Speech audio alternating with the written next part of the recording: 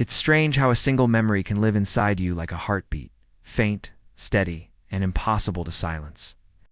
Some loves aren't written in the stars. They're carved into time itself, left to echo long after the last goodbye.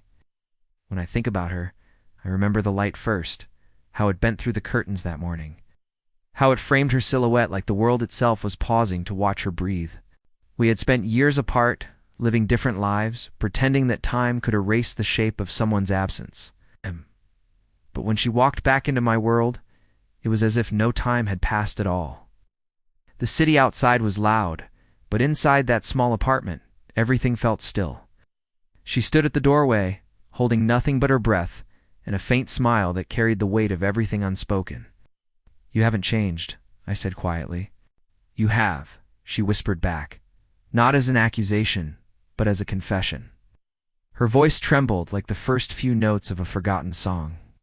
I could feel the years between us collapsing, folding in on themselves until there was nothing left but this moment, fragile, beautiful, and terrifying. She walked past me, tracing her fingers along the edge of the table, the same one we once built together in a summer long gone. Dust had settled where laughter used to live. The air smelled like coffee and old memories, bitter and warm all at once. She turned toward me, eyes searching, almost pleading. "Do you still think about it?" she asked. I wanted to lie, wanted to pretend that I had moved on, that the world had filled the space she left behind. But instead, I just nodded. Because how do you lie about something that has lived inside you every single day? We sat across from each other, silence weaving between us like smoke. The city hummed beyond the windows, but in that small apartment the world felt paused, suspended in a moment too fragile to break. I remembered the way she used to hum when she cooked, the way she'd dance barefoot on the wooden floor, laughing at her own rhythm.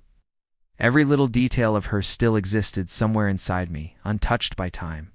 And now here she was, real again, close enough to touch, yet far enough to lose all over again. "I made something," she said, breaking the silence. She opened her bag and pulled out a small glass bottle filled with deep blue liquid.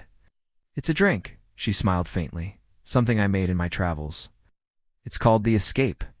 She handed it to me, her fingers brushing mine for the first time in years. "It's supposed to taste like freedom," she added, her eyes glimmering with something I couldn't name. I laughed softly. "And what does freedom taste like?"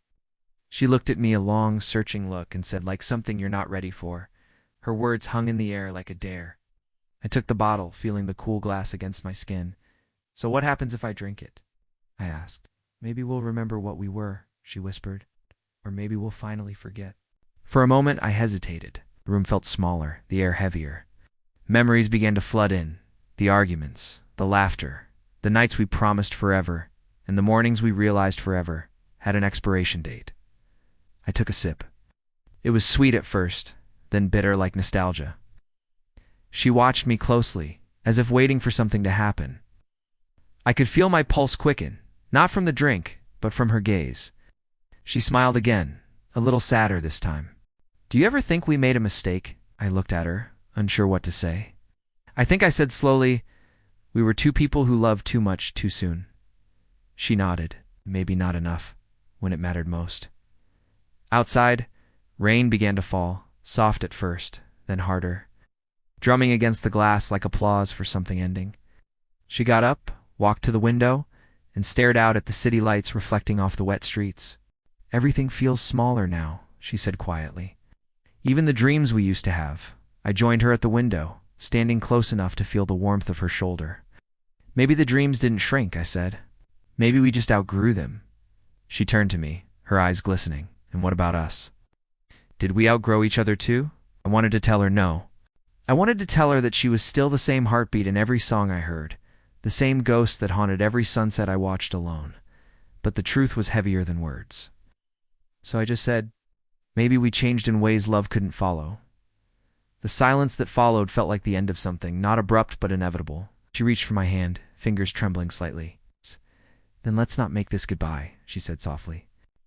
"Let's make it a promise that somewhere, somehow, we'll meet again when we're ready."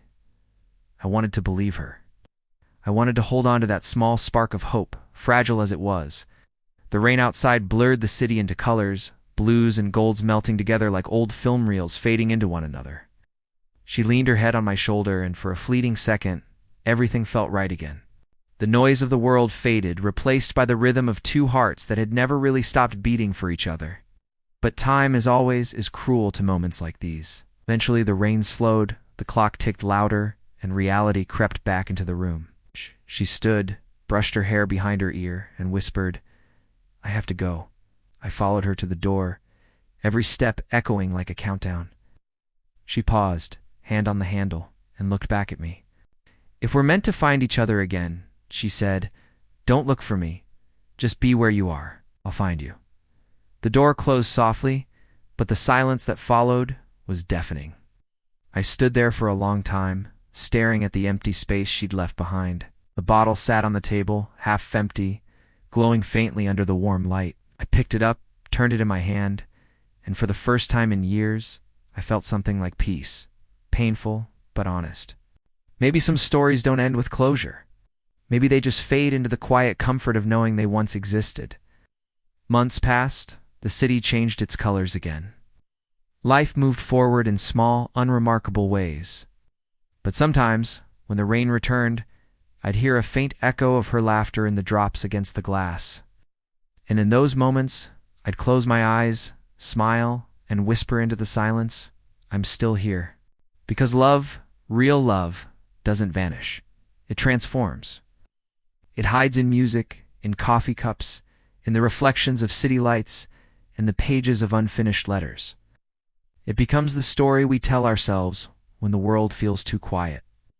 It becomes the reason we keep believing that someday, somewhere, someone will look at us the same way again, with eyes that say, "I remember." And maybe that's what the escape really meant. Not forgetting.